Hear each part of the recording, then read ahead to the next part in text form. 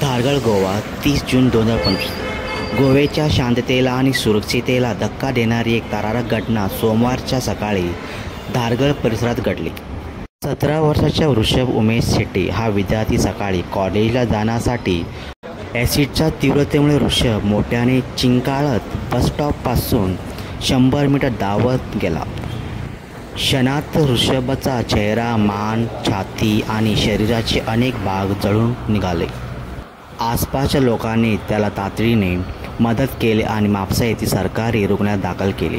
त्यानंतर प्रकृती गंभीर असल्याचे त्याला गोवा मेडिकल कॉलेज बांबळे येथे हलवण्यात आले.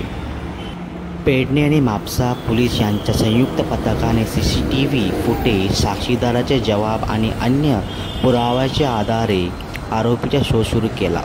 काही तासातच निलेश गजानन देसाई राहणारा दोडामा सिंधुदुर्ग याला अटक करण्यात आली.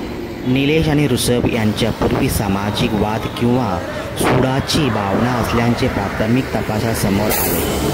पोलीस या हल्ल्याच्या मागील कारण सखोल तपास करत आहेत.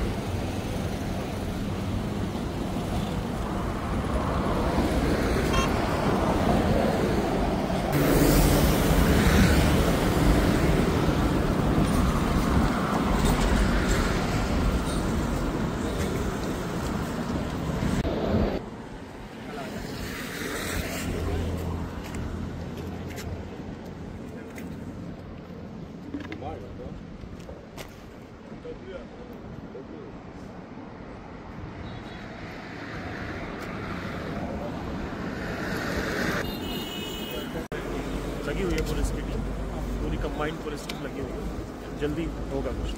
लेकिन सर क्या कुछ क्लू मिला है?